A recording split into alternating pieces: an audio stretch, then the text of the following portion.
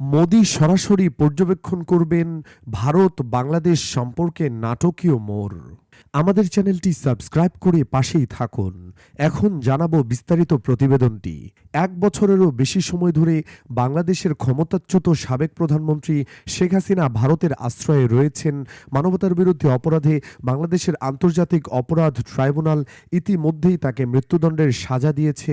শেখ হাসিনাকে একাধিকবার ফেরত চেয়েছে বাংলাদেশ। এই আবহে ঢাকা হাসিনাকে ফেরত চেয়ে দ্বিতীয়বার চিঠি দিয়েছে ভারতকে। তবে বাংলাদেশের পররাষ্ট্র উপদেষ্টা মোহাম্মদ তৌহিদ হোসেন শুক্রবার জানিয়েছেন, ভারত থেকে কোনো উত্তর পাওয়া যায়নি। এই আবহে শনিবার হিন্দুস্তান টাইমস লিডারশিপ সামিটে ভারতের পররাষ্ট্রমন্ত্রী এস জয়শঙ্করকে প্রশ্ন করা হয়, শেখ হাসিনা কি যতদিন ইচ্ছা ততদিন ভারতে থাকতে পারবেন? সেই প্রশ্নের উত্তরে জয়শঙ্কর বলেন, শেখ হাসিনা এখানে একটা নির্দিষ্ট পরিস্থিতিতে অর্থাৎ জুলাই আন্দোলনে এসেছিলেন। আমার মনে হয় তার সঙ্গে যা ঘটেছে তার পেছনেও সেই পরিস্থিতি রয়েছে। কিন্তু আবারও বলছি, এটা এমন একটা বিষয় যেখানে তাকে মনস্থির করে সিদ্ধান্ত নিতে হবে। এদিকে বাংলাদেশের বর্তমান পরিস্থিতি নিয়ে জয়শঙ্কর বলেন, বাংলাদেশে এখন যারা ক্ষমতায় আছেন তাদের থেকে আমরা শুনেছি যে আগে যেমনভাবে নির্বাচন হতো তা নিয়ে তারা অসন্তুষ্ট। তাহলে সেটাই যদি হয় তাহলে সর্বপ্রথম তাদের স্বচ্ছ নির্বাচন করতে হবে। উল্লেখ্য, এই নির্বাচনে আওয়ামী লীগকে অংশ নিতে দেওয়া হবে না বলে জানিয়েছেন অন্তর্বর্তী সরকার। তা নিয়ে উদ্বেগ প্রকাশ করা হয়েছে আন্তর্জাতিক মহলে। ভারত বাংলাদেশ সম্পর্ক প্রসঙ্গে জয়শঙ্কর বলেন, ভারত সবসময় বাংলাদেশের মঙ্গল কামনা করে। গণতান্ত্রিক দেশ হিসাবে আমরা মনে করি অন্যান্য গণতন্ত্রে মানুষ গণতান্ত্রিক প্রক্রিয়ার মাধ্যমে নিজেদের ইচ্ছা প্রকাশ করতে পারে।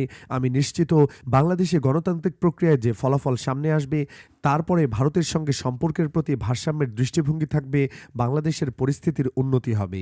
বাংলাদেশ ভারত সম্পর্ক কখনো ঐতিহাসিক, কখনো টানাপোড়েন, কখনো রাখি বন্ধনে, আবার কখনো বৈরী। শেখ হাসিনার জামানায় এসে হয়ে গেল একতরফা আত্মসমর্পণমূলক। ৫ই আগস্ট পট পরিবর্তনের পর এই সম্পর্ক দাঁড়ালো প্রতিহিংসার, চলল কাল্পনিক আর আজগুবি প্রচার, সম্পর্ক পরিণত হলো শত্রুতায়, শুরু হয়ে গেল মিডিয়া যুদ্ধ, সামাজিক যোগাযোগ মাধ্যমে মারমুখ ও আক্রমণাত্মক রূপে আবির্ভূত হলো। ঢাকায় সরকার পরিবর্তন হচ্ছে, এটা ছিল রোজকার ঘটনা। সরকার তখন চুপ, কিন্তু বিরামহীন প্রচারণা চলল। শেখ হাসিনাও নিরাপদ দূরত্ব থেকে এতে ঘি ঢাললেন। ভারত সরকার ব্যবসা বাণিজ্য বন্ধ করে দিল, বন্ধ হলো ভিসা, এমনকি মানবিক ভিসাও, সীমিত হয়ে গেল যোগাযোগ। ভারতের ভোজ্য তেলের রমরমার ব্যবসা ছিল ঢাকায়, সেটা গেল আমেরিকায়। পাকিস্তান পেল কাপড় চোপড়ের ব্যবসা, চীন তো হাসপাতাল খুলে বসলো। এমনকি হালাল রেস্টুরেন্টও, পর্যটক আর চিকিৎসার জন্য রোগীরা ছুটছেন কুনমিংয়ে। ওইদিকে ভারতের নেতৃবৃন্দের বক্তৃতা বিবৃতির ভাষাও বদলে গেল, মানুষ হত্যাও বেড়ে গেল সীমান্তে। দুই দেশের মধ্যে স্বাভাবিক কূটনৈতিক সম্পর্ক স্থবির হয়ে গেল, অঘোষিত রণাঙ্গনে পরিণত হলো দুই দেশের সীমান্ত। এর আগে ৫ই আগস্ট সীমান্ত খুলে দিল ভারত, দল বেঁধে আওয়ামী লীগের নেতাকর্মীরা দেশ ছাড়লেন। অসমর্থিত খবর, প্রায় ৫০,০০০ নেতাকর্মী আশ্রয় নিলেন ভারতে। এভাবেই চলল প্রায় ১০ মাস। সীমিত পর্যায়ের যোগাযোগ, তবে সংশয় আর সন্দেহ মাঝখানে দেয়াল হয়ে রইল, কোথায় যেন গোলমাল। তৃতীয় দেশটি আলোচনার তাগিদ দিল, যুক্তরাষ্ট্রের ভূমিকাও এখানে অনেকখানি। তারা জানিয়ে দিল, বাংলাদেশ ভারত সম্পর্কে টানাপোড়েন কাম্য নয়, ভূরাজনৈতিক কারণে দুই দেশের সম্পর্ক স্বাভাবিক করার বিকল্প নেই। নবনিযুক্ত মার্কিন রাষ্ট্রদূত ব্রেন্ট ক্রিস্টেনসেন এমন বার্তা নিয়ে খুব শীঘ্রই ঢাকায় আসছেন। এই পটভূমিতে ভারতের নিরাপত্তা উপদেষ্টা অজিত দোভাল ও বাংলাদেশের নিরাপত্তা উপদেষ্টা ডক্টর খলিলুর রহমানের মধ্যে যোগাযোগ স্থাপিত হয়। প্রাথমিকভাবে আলোচনার পর দিল্লিতে ডক্টর খলিলকে আমন্ত্রণ জানান অজিত দোভাল। বৈঠকটি হয় অত্যন্ত আন্তরিক পরিবেশে। দুপক্ষের মধ্যে বিদ্যমান দূরত্ব কমানোর তাগিদ আসে অনেকটা অপ্রত্যাশিতভাবে। সম্পর্ক স্বাভাবিক করার দিকে মনোযোগ দেন তারা। এর আগের খবর, ভারতীয় প্রধানমন্ত্রী নরেন্দ্র মোদী অনেকটা নাটকীয়ভাবে বাংলাদেশ সম্পর্কে তার নীতি পরিবর্তনের পক্ষে মত দেন।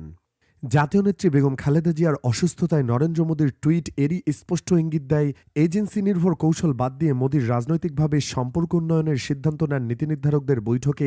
দুই দেশের মধ্যে ১৫ মাস কূটনীতি ছিল অনেকটা অনুপস্থিত। এজেন্সির ওপর নির্ভরশীল ছিলেন ভারতের নীতি নির্ধারকরা।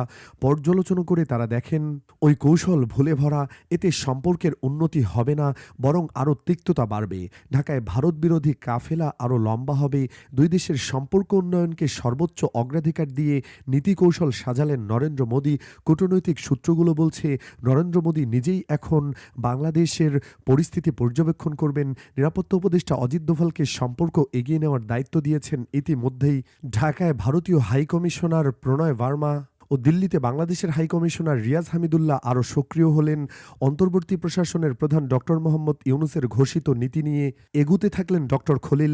কে ছোট কে বড় বিবেচনায় নয়, ইউনূস বিশ্বাস করেন সমতার ভিত্তিতে সম্পর্ক। খলিল দিল্লির বৈঠকে এটাই তুলে ধরলেন। সংবিধানে আছে সবার সঙ্গে বন্ধুত্ব, কারোর সঙ্গে শত্রুতা নয়। এই দৃষ্টিভঙ্গির কিঞ্চিত পরিবর্তন, বন্ধুর সঙ্গে বন্ধুত্ব, এটাই এখন অগ্রাধিকার।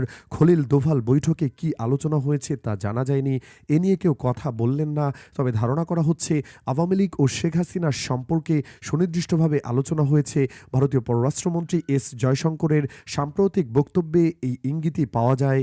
ভারতীয় নীতি নির্ধারকরা এখন বিশ্বাস করতে শুরু করেছেন তাদের নীতি কৌশলের কারণে ঢাকায় ভারত বিরোধী প্রচারণাই শুধু বাড়েনি, এই সুযোগে অন্য একটি শক্তি ঢুকে পড়েছে যা একসময় উদ্বেগের কারণ হতে পারে। ৭১ সনে বাংলাদেশ প্রতিষ্ঠায় ভারতের যে অবদান ছিল তাও মানুষ ভুলে যাবে। আওয়ামী লীগের সঙ্গে সম্পর্কের পুনর্মূল্যায়নের পরামর্শ দেন কেউ কেউ।